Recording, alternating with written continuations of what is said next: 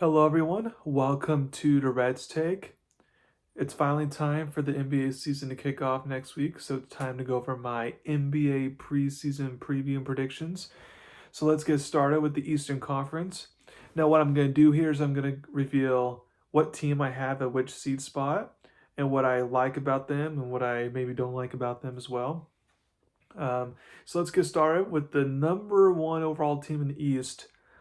I will have that be the New York Knicks at 57 and 25. So the New York Knicks basically bring everyone back from last year, but they add key bench players like a Jordan Clarkson, and that French player that was from Philly last year.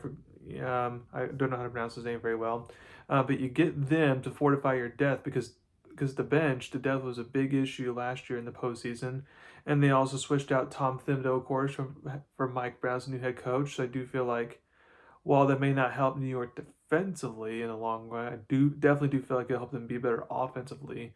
And also, Mike Brown's willing to play his bench players and all that, like Thibodeau, so that'll help, maintain good conditioning throughout the season there. So I have Knicks number one, then I have the Cleveland Cavaliers at the number two spot. I know for Cavs fans, it's starting to feel like, okay, if you're not winning at this point, then you're probably not going to win at all.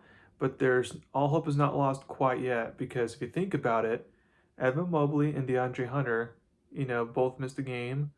Um, Donovan Mitchell wasn't 100% during the series, and Darius Garland either missed games or wasn't 100% during the series either. So if the Cavs were fully healthy last year, then that would have been a more competitive series against the Pacers last year. So if I'm the Cavs, I'm not.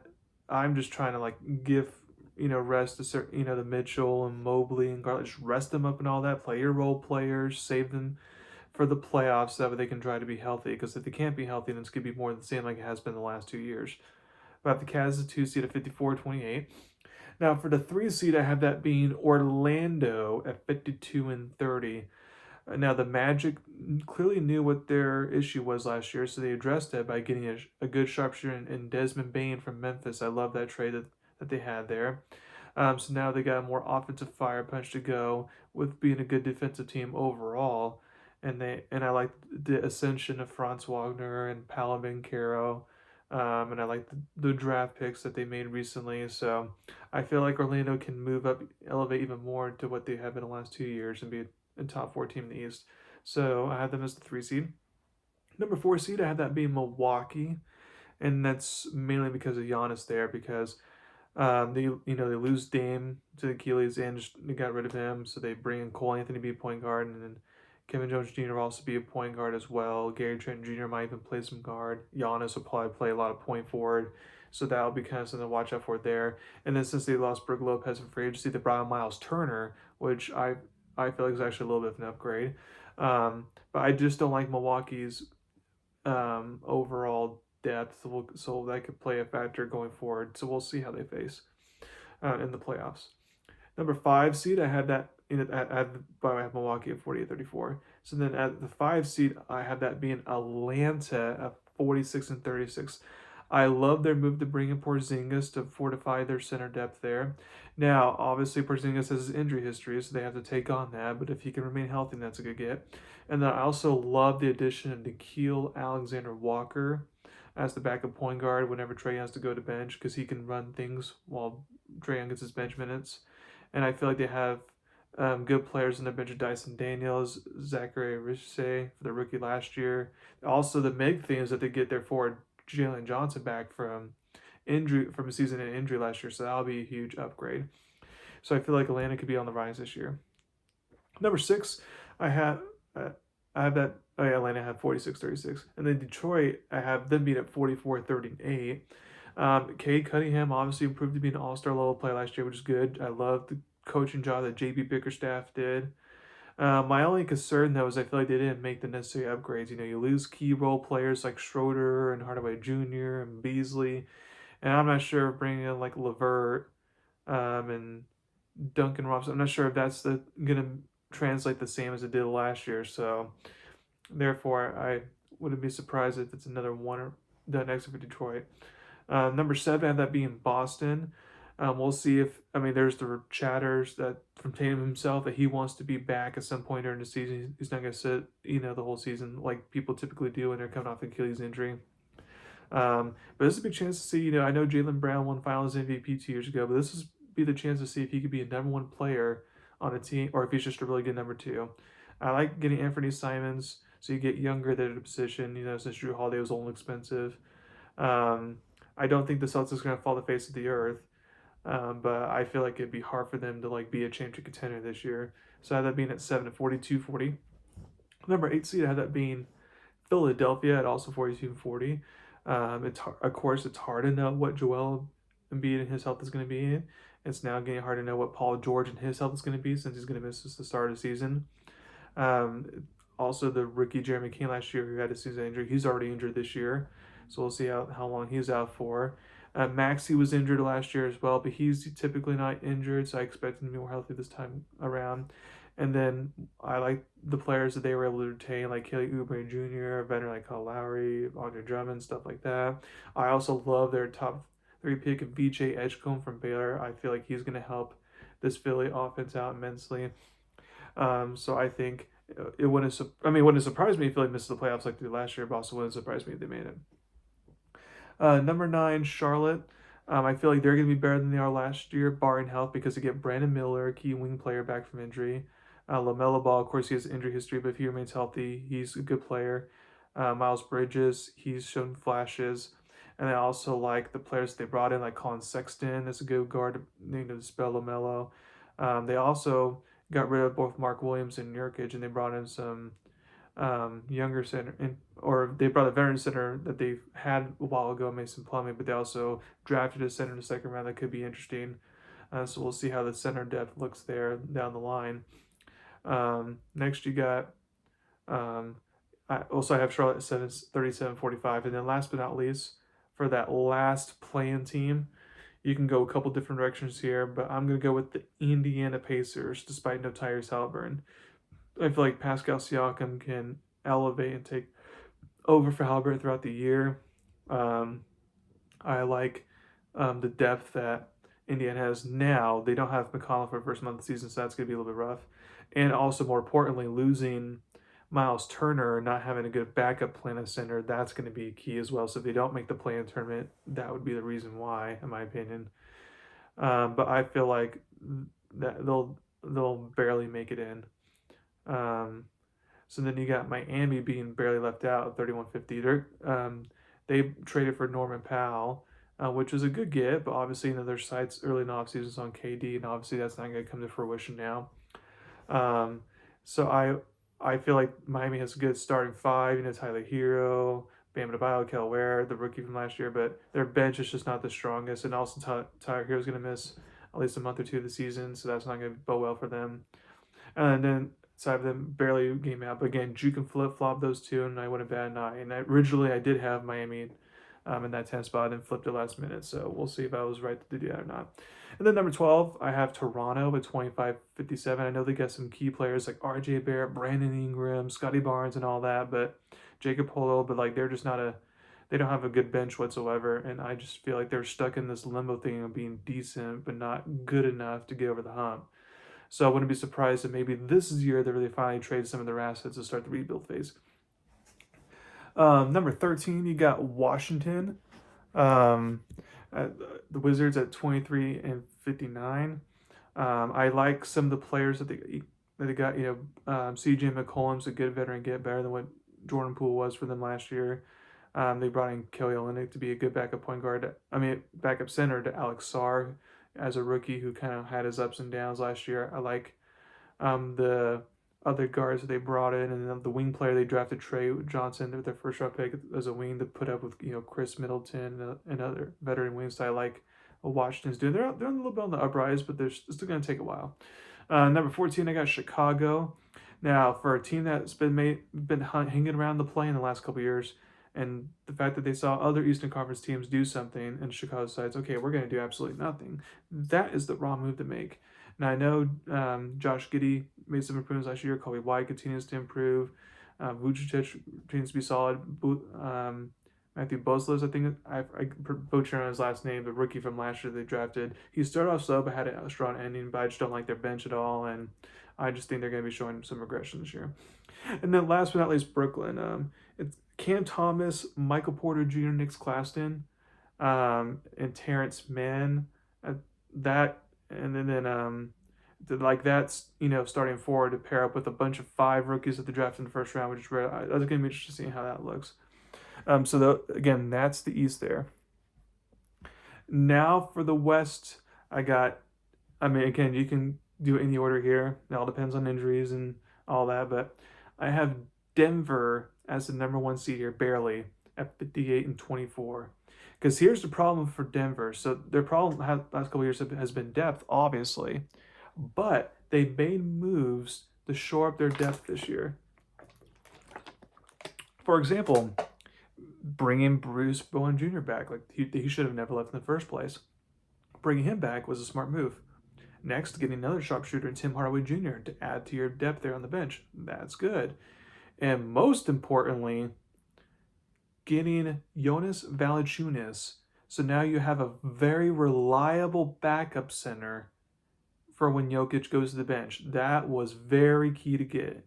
And he almost went, EuroLeague, for a second, but he is with Denver, so that's a good move for them.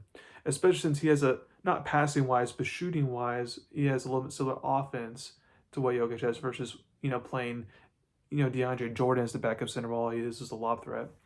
So I got Denver 1. Then number 2, I got Oklahoma City at 57-25. Now what's interesting is that the last 3 times, or the last time that there's been the same number 1 seed in the conference for 3 years in a row, was the Splash Bros during their heyday. So that's why I barely had Oklahoma City not being a number 1 seed. But again, they'll still be a very solid team because they retain basically everyone from last year. Number 3 got Houston at 15-32. Now, I love the offseason moves that they made. I love getting KD. He will fit a nice young core. They got a good veteran backup center and Clint Capella to pair with Adams. That way Şengün is not playing a lot of the 5. He could play more of the power forward position, which is a strength there. I like the role players that they have on their roster that I feel like will continue to improve and get better. Ime Udoka is obviously proven his worth as a head coach. Now, the reason why I don't have him higher is because of the news that happened this offseason that their star veteran point guard, Fred VanVleet, had his season-ending ACL injury. So unless they make a big point guard move to replace his production by the trade deadline, then I just don't see them being a top team in the West like that, like Denver and Oklahoma City are. Number 4, I got the LA Clippers. I love the offseason moves that they made. Now they got Brook Lopez to back up Zubac, so when Zubac doesn't go to the bench, there's not a drop-off. I also like getting Bradley Beal, because, obviously it's not great to get rid of Norman Powell, but since you got rid of him, you have to get someone to replace him. Bradley Beal is a cheap option to replace him. You get another cheap backup point guard in Chris Paul. That will definitely help James Harden not have so much of the ball handling duties be on him. Now, the two things that may prevent him down the line, I'll get to later. But I definitely think they could be a good regular season team. Number 5, got the LA Lakers. Now, it's not helpful for the Lakers that LeBron's going to miss probably the first month of the season for the first time ever. That's not helpful. And also, I feel like out of all the Western teams making moves, they didn't make that strong of moves. DeAndre Ayton, he has flaws, especially defensively. I don't feel like he's the right fit for Luka. And then they just re-signed Jackson Hayes in the offseason, which JJ Redick showed he didn't trust him in the playoffs last year. And then their bench players, they lose Dorian Finney-Smith to Houston, who's a very good defender, and instead they have like Jake Rivera, they got from Sacramento, Marcus Smart, who's old and past his prime at this point. Like, I'm just not sure what their bench is going to be, but we'll see. Number 6, I have that being the Dallas Mavericks. I know they're not going to be at their A game to start the season with Kyrie Irving recovering from his ACL injury. I would hope he'd be back by the All-Star break. We'll see, because that'll give him enough time to mesh his teammates for the playoffs. But I definitely like the team in general.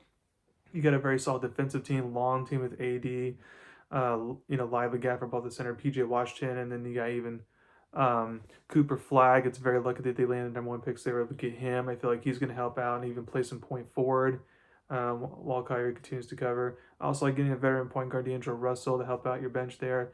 I also like returning bench players like Matt Christie. Um, like I said, whoever doesn't start between Gafford and Lively, it's going to be a good backup center. Um, even PJ Washington might be coming off the bench because Klay Thompson's starting. Like, there's just a lot of key players and that you can mess around and kind of just lineups on the fly. But I like the Mavs. Maybe they won't start off the season strong, but by the end of the season they could be rolling like they were 2 years ago. Number 7, I got Minnesota. I do think Anthony Edwards will continue to play good. It's good that they re-signed Nas Reed to a contract because he's been very valuable for them as a kind of like a 6-man of the year type of player. Julius Randle had a very good end to last season, so we'll see if he continues to be good as he was towards the end of last season. My problem with Minnesota, though, is that losing Nickeil Alexander-Walker, as I mentioned earlier, is not going to be great for them. And then also their bench players, whether it's players that they signed recently or just players that they drafted in the first round that haven't quite lived up to the hype, that's kind of the main issue. So that's why I have them lower than what they typically would be, but they'll still be a solid team. And then 8 seed, I have that being Minnesota have being 4-4-38, by the way. And then Golden State have that being 8, barely just a game behind Minnesota there, 43-39. Obviously, Curry and Jimmy Butler showed they can work well together.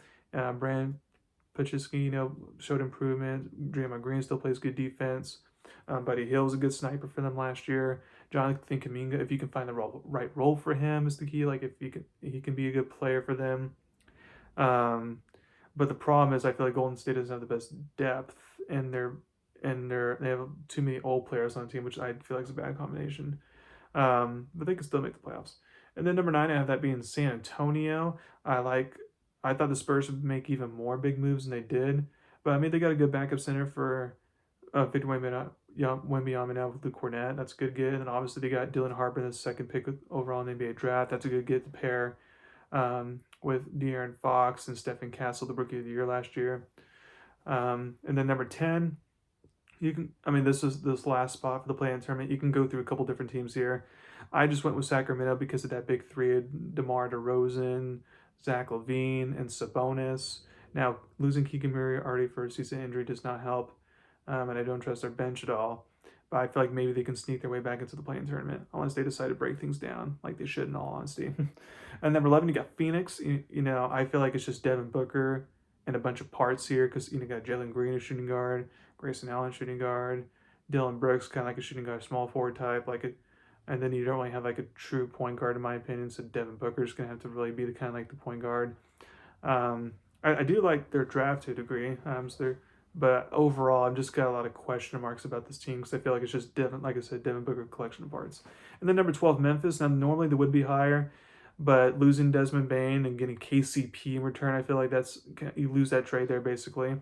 And then also, Jaren Jackson Jr. is going to be out for a few months to start the season, so that's not going to be good for them either. And then John Morant, of course, has his injury history, so we'll see how healthy he can be all year. So I have them being at 29-53, and I forgot to say Phoenix was 32-50. Then 13, I got Portland. Now, Portland was just weird because even though they weren't that great of a team last year, they didn't end the season strong, but they ended the season, I would say very decently. But they took that as strong because they gave Chauncey Billups an extension, which I wouldn't have done. But the weird thing is that, they didn't make any big moves. They got rid of Anthony Simons and brought in Drew Holiday, who's more old and expensive and all that. Like, that just didn't make any sense. And then even with their one draft pick in the first round, that was the type of pick that's like, that's a G League type of player starting off. Like, that's not going to help you. So that was just very weird offseason for Portland. But they do have some good talent coming back from last year. And then 14, I have that being Utah.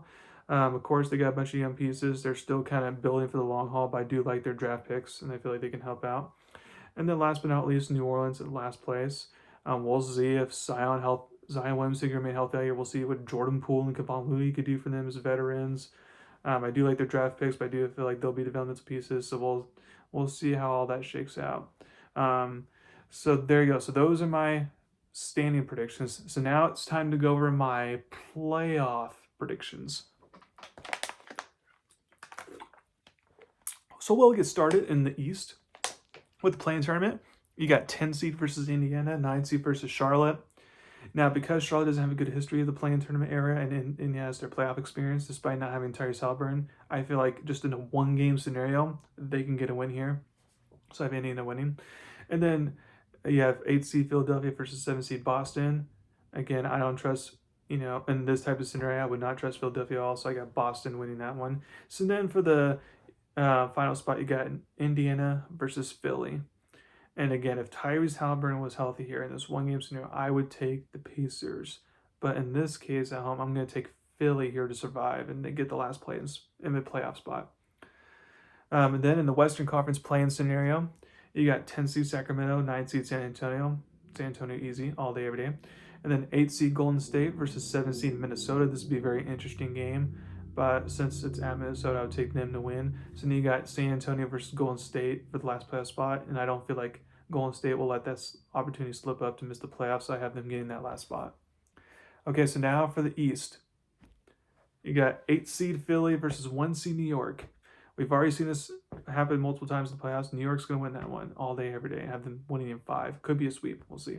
7 seed Boston, 2 seed Cleveland. I feel like this series can go to distance, especially if Jason Tatum does come back.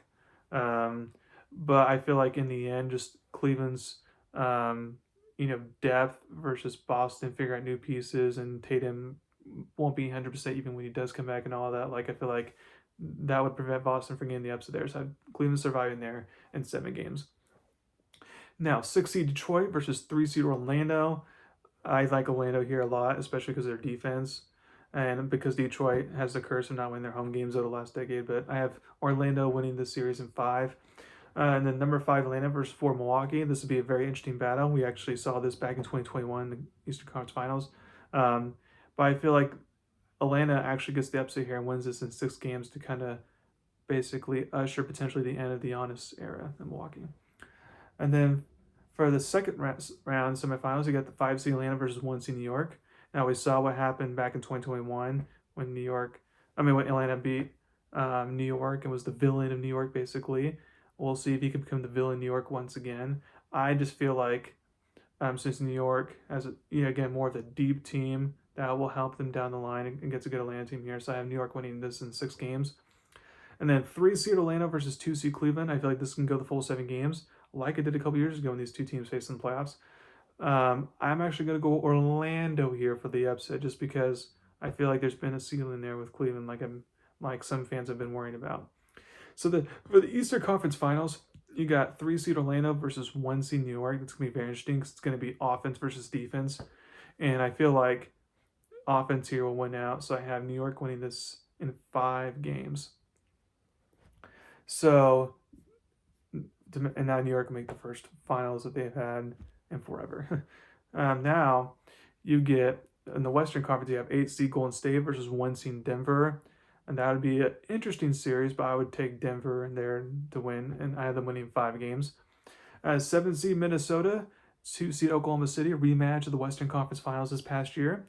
I'm going to go with Oklahoma City to win this once again, especially since I feel like Minnesota is not better than they were last year, and we saw Oklahoma City destroy them last year.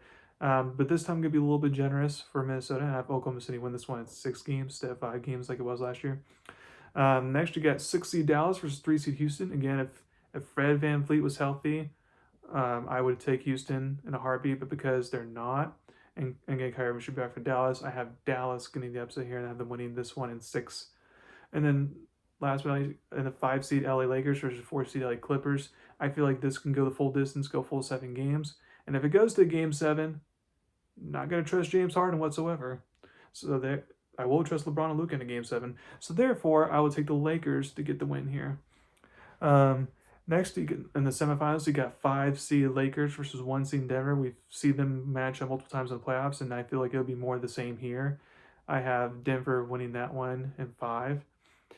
Maybe go 6, but I have Denver winning that one 5. And then next, you got 6 seed Dallas versus 2 seed Oklahoma City.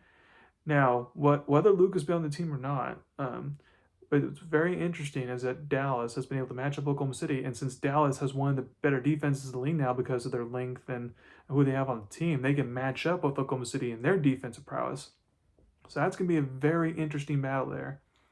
I feel like Um, Oklahoma City should win this, but maybe there's because again, as I mentioned earlier, when teams go on the finals or win the championship, go on the long run, typically the next year, maybe there's an injury that creeps up or something that prevents them from going all the way, and maybe something happens in this series, like maybe a keep like Chet Holmgren's out or something like that. You just don't know.